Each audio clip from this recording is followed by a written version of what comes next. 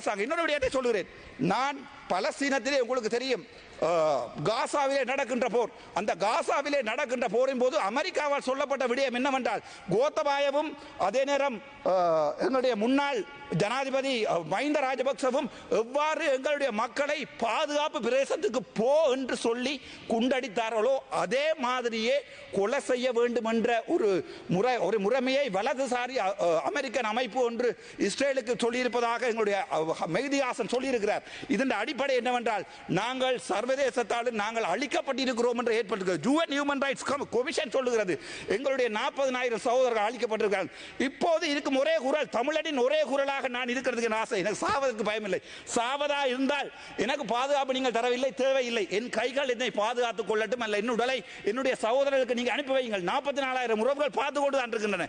உங்களுடைய அரசாங்கம் தந்து பாதுகாப்பில் வாழ்வதை விட என் உயிரை இழந்து என் சகோதரர்களோட போயிருக்க நான் தயாராக இருக்கிறேன். ஆனால் மிகவும் கவலை என்னென்றால், இந்த ஒன்று ஒரு முஸ்லிம் அமைச்சர்கள் எங்களை பார்த்து கதைக்கிற கதை. நாங்கள் எந்த இனத்துக்கும் எதிரானவர்கள் அல்ல. ஒரு நாளில் போங்கோ, யாழ்ப்பாணத்தை விட்டு வெளியேறுங்கள் என்று சொல்லி உடைமைகளுடன் வெளியேறுங்கள் சொன்ன தலைவன் நான், என்னுடைய தலைவன். ஆனால் இவர்கள் என்ன சொல்லி இருக்கிறார்கள் என்றால், எனக்கு மூளை சரியில்லை. இதே அவருடைய தாயார் தெளிவாக සිංහලத்திலே பேர் අම්මා හිස්බුල්ලාගේ අම්මා හරියටම නම දාලා තියෙනවා. හිස්බුල්ලා ඒ කියන්නේ ඒ ඔළුව හිස් කියලා තියෙන්නේ. ඒක සිංහලෙන් නම දාලා තියෙන්නේ. කඩාගෙන ඉන්න. ගරු මන්ත්‍රීතුමනි නෑ සඩාවට පිළියෝ සරාන් ගරු මන්ත්‍රීතුමනි අපි මේ විවාදය විනයානුකූලව ගෙන යා යුතුයි. මගේ අයිතිවාසිකම් තියෙනවා. මගේ නම සටහන් කරලා ඒ හිස්බුල්ලා මන්ත්‍රීතුමා කියපේකට උත්තර දෙන්න මට අයිතිය තියෙනවා. වෙනත් මන්ත්‍රීවරුන්ට අපහාසයක් වෙනවා නම් ඔබේ කතාව නවත්තන්න සිද්ධ වෙනවා මට. කොච්චරලා තියෙනවද? වෙන මන්ත්‍රීවරුන්ට හෝ කාට හෝ අපහාසයක් කරනවා නම් මේ කතාව නවත්තන්න සිද්ධ වෙනවා මට. මන්ත්‍රීතුමා අහන්න මගේ නම සටහන් කරලා මම පිස්සක් කියලා කියනවා. ඔබතුමා විවාදයට සහභාගී වෙන්න ඔබතුමාගේ කාලය තව විනාඩියයි තියෙන්නේ. මං අහන්නේ ෆීඩෝෆීලියා කියන්නේ ඔබතුමාගේ කාලය තව විනාඩියයි. මගේ බලාව අර පැත්තට දීලා තියෙනවා, වරදක් කරන්න එපා. ෆීඩෝෆීලියා කියන්නේ පොඩි ළමයිත් එක්ක සෙක්ස් කරන ලෙඩක් තමයි ෆීඩෝෆීලියා. එතකොට පොඩි දරුවක් අපි දැකලා එයාත් එක්ක සෙක්ස් කරන්න ඕනේ කියලා හිතනවා නම් ඒක ෆීඩෝෆීලියා. එතුමාට සයිකෝද නැත්නම් ඒක බරදි කියලා කියපුව එකට මම පිස්සක්ද කියලා මම මේ ජනතාවට අහනවා. ඒක අමතරව මට කියන්න කැමතියි. මම තපරේ ඉවර කරන්න. මට ඕන නැහැ වෙලාව, ඔයගොල්ලෝගේ වෙලාව අරගෙන මට කතා කරන්න කිසි ඕමනාවක් නැහැ. හැබැයි මගේ වෙලාව දෙන්නේ නැහැ කියලා UN Human Rights Commission එකේ හයි කොමිෂන් එකේ මම කියලා කම්ප්ලේන්ට් කරලා දිනවා. ඒක බලාගමු අපේ රට වෙනුවට. ඔබතුමා මාතෘකාවට අදාළව කතා කරේ නැතුව කාලය ගෙවිලා ගියා නිකම්ම. මගේ කතාව දෙන්නේ මට කරුණා කරලා තව විනාඩියකින් කතාව අවසන් කරන්න. ඔබතුමාට ඩිසයිඩ් කරන්න බෑ මම කතා කරන්නේ මොනවද කියලා. හරිද? ඔය පුටුවේකට අපි රෙස්පෙක්ට් එකක් දෙනවා. මගේ බලාව නැස්ති කරන්න එපා. මේ බේජ පබ්ලික් ඉන්වෙස්ට්මන්ට් ප්‍රොජෙක්ට් කියලා පොතක් තියෙනවා. මේ පොත ගැන මම විනාඩියකින් හෙටින් කියලා ඉවර කරන්නම්. මේකින් இந்த மேஜர் பப்ளிக் இன்வெஸ்ட்மெண்ட் புத்தகத்திலே வடக்கு கிழக்கு மாகாணத்திலே ஜெனரல் எடுகேஷனுக்காக நீங்கள் வழங்கி இருக்கிறது சைபர் வீதம். அதே மாதிரி யூனிவர்சிட்டிக்காக நீங்கள், அதாவது பல்கலைக்கழகங்களுக்காக நீங்கள் வழங்கி இருக்கிறது 0.28 வீதம் வடக்குக்கு, கிழக்குக்கு 0.8 வீதம். அதே மாதிரி இளைஞர்களுடைய விளையாட்டுத்துறைக்காக நீங்கள் வழங்கி இருக்கிறது சைபர். அதே மாதிரி பெண்களுடைய பாதுகாப்புக்காக வழங்கி இருக்கிற சைபர். வினாடி இது religion cultural and heritage ministry 2350 million பாவித்திருக்கிறது. ஆனால் இந்த புத்தகத்திலே வடக்கு கிழக்கு இருக்கிறது சைபர். அதே நேரம் நொதர்ன் ப்ரோவின்ஸில் அக்ரிகல்ச்சர் அண்ட் லைஃப் ஸ்டாக்குக்காக 18 பில்லியனும் 25 பில்லியனும் பாவிக்கப்பட்டிருக்கிறது. வடக்குக்காக டூரிசத்துக்கு வரப்பட்டிருக்கிறது பிந்துவாய் சைபர். මිචදේ සොල තපරේ දෙන්න මම ඉවර කරන්න. ඒ වගේ නොදර්න් ප්‍රොවින්ස් එකේ අපි මුල්ලිවායි කාලේ අපි අර පාලම හදන්න දුන්නා මිලියන් 500ක්.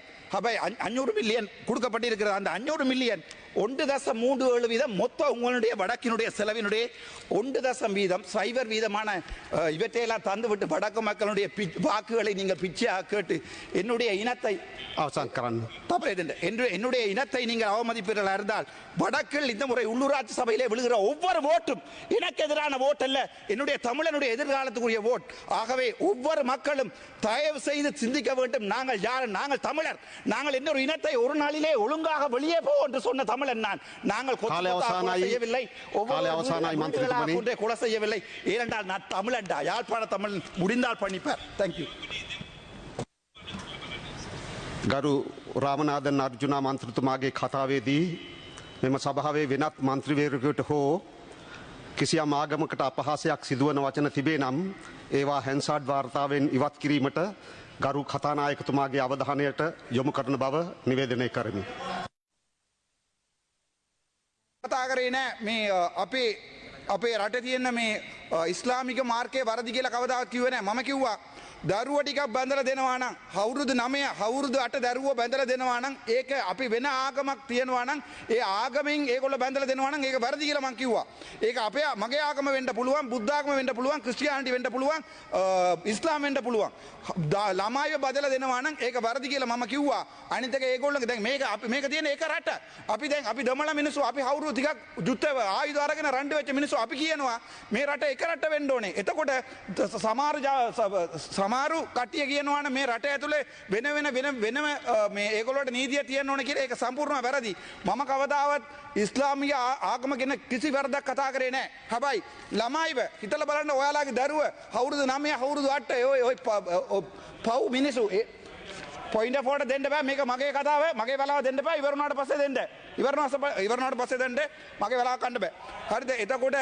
එතකොට මේක සම්පූර්ණ වැරදි. මේක ලෝක ආගම එනම් නිසාම් කාර්ය පෙරමුම් මන්ත්‍රීතුමා අපේ රටට අපිට ගරු මූලාසුන සභාපතිතුමනි මෙම ගරු පාර්ලිමේන්තුවේ මන්ත්‍රීතුමා ඔය ඊයේ කියපු කතාව නැවතත් කියලා ඉස්බුල්ලා මන්ත්‍රීතුමාගේ නමත් කියලා ඉස්ලාම් ධර්මය ගැනත් මේ කියන කතාව කරුණාකර ඉඩ දෙන්න එපා. ඩිජිටල් කරණයේදී මෙවැනි අසත්‍ය සහ ජනතාව අතර වෛරය වපුරන කතා කියන්න එපා කියලා මම ගෞරවයෙන් කිල්ලා සිටිනවා. මේකත් මෙතුමාට කියන්න කැමැති. ඕගොල්ලෝ දන්නවා මේගොල්ලොන්ගේ ප්‍රදේශවල අපේ කෝවිලයක් කඩලා මාළු මාකටයක් අදපු මිනිස්සු මේගොල්ලෝ. අපි කවදාවත් මම කිව්වා පන්සල කඩන්න බෑ ජාපානයට. ඉතුරු ඇමතිලා ඔක්කොම කියනකොට ඉතුරු එම්පිලා ඔක්කොම කියනකොට පන්සල කඩන්න ඕනේ කියලා මම කිව්වා පන්සල කඩන්න බෑ මේ රටේ. මේ රටේ ආගම කිසි ප්‍රශ්නයක් ගේන්න බෑ කියලා. හැබැයි මෙතුමාගේ ආගමේ තියෙනවා නම් අපේ රටේ එළියට අපේ රටට ලැජ්ජා වෙන්න නීතිය අයින් කරන්න ඕනේ. ගරු මන්ත්‍රීතුමනි මරණොත් මට බය නැහැ. ඒක වෙනස් කරන්න ඕනේ කියලා මම කියනවා. ගරු මන්ත්‍රීතුමනි අපි විෂයට අදාළව කතා කරමු. අහිංස දරුව කොහමද බැඳලා දෙන්නේ අවුරුදු 8 අවුරුදු 9 බබාලාව. ඒගොල්ලෝ හිතනවාද? ඒගොල්ලෝ දන්නවද? ගරු මන්ත්‍රීතුමනි ඒගොල්ලෝ පන්සලේ යන්න බෑ කියලා. අපි විවාදයට අදාළව කතා කරමු. මෙතුමාගේ සම්පූර්ණ ආගම ආවිලා මට කති කිව්වොත් මාව මරලා දැම්මුත් වැරදි නම් වැරදි. ඔබතුමා නවේ හිස්පුල්ලා එයාගේ අම්මා තාත්තා දන්නවා තාත්තා එයාගේ ඔළුවේ මොකුත් නැහැ කියලා. ඒ නිසා සිංහලෙන් නම දාලා තියෙන්නේ හිස්පුල්ලා කියලා. ඒ කියන්නේ ඔළුව නැහැ. ඔළුවේක තියෙන එක හිස්ෆුල්. ඒ කියන්නේ ගරු මන්ත්‍රීතුමනි මේ හිස් කියලා පොයින්ට් එක වලට දෙන්න බෑ. ඔයාට කොහමද පොයින්ට් එක වලට? ගරු නිසාම් කාර්ය පෙරමුම් මන්ත්‍රීතුමා. ඉස්බුල්ලා මන්ත්‍රීතුමා ගැන කියපු සියලුම කතාව හැන්සාට් වලින් කපා දමන ලෙස ඉතා ගෞරවයෙන් අයද සිටින අතර දිගින් දිගටම අනිත් මන්ත්‍රීවරුන්ගේ වරප්‍රසාදයේ කඩවිද විදියට මෙතුමා කතා කරොත් ඒ නව කතාව නවත්තන ලෙස ඉල්ලා සිටිනවා. ඔබතුමා විෂයට අදාළව කතා කරන්න. මම දැන් කියන්නේ මේ රට එකම රටක්. මේ රටේ ඉන්න මිනිසුන්ට අවුරුදු 9 අවුරුදු 8 බබා බැඳලා දෙන්න බෑ. ඒක වැරදි. ඒක ප්‍රභාකරන් කිව්වොත් වැරදි. මම කිව්වොත් වැරදි. ඒකෙඩි කිව්වොත් වැරදි. ඒ කොහමද හෙට උදේ යනකොට හිතලා බලන්න අපේ දරුව ගිහිල්ලා අවුරුදු 9 බබාව එක්කෙනෙකුට බැඳලා දීලා හෙට උදේ වෙනකොට එයාට පන්සල යන ගරු සභානායකතුමා කොච්චර වැරදි කියන්නකෝ. ඒක සම්පූර්ණයෙන්ම වැරදි. ඒක කවුරුන් මෙයා නවේ මාව මරලා දැම්මුත් සල්රාන් වගේ මගේ ගෙදරට ඇවිල්ලා බෝම්බේ දැම්මුත් වැරදි නම් වැරදි. ඒක මම ඒකෙන් ඉවර කරනවා. අපි බලමு 1983 1983 ஆண்டு எங்களுடைய இனக்கலவரம் உருவாகிறது. அப்போதிருந்த காலத்திலிருந்து 1990 ஆண்டிலிருந்து எங்களுடைய இனம் சில சம்பந்தப்பட்ட இனத்தவர்களால் வெட்டி கொலை செய்யப்பட்டது. எங்களுடைய உயிர் எங்களுடைய உடல் உறவுகள் வெட்டி கொலை செய்யப்பட்டது. ஆனால் அப்போதுதான் நாங்கள் ஆயுதம் தூக்கினோம். 1990களில் கூட என்னுடைய தேசிய தலைவன் இவர்களை சொல்லியிருக்கிறார். உங்களுடைய உடைமைகள்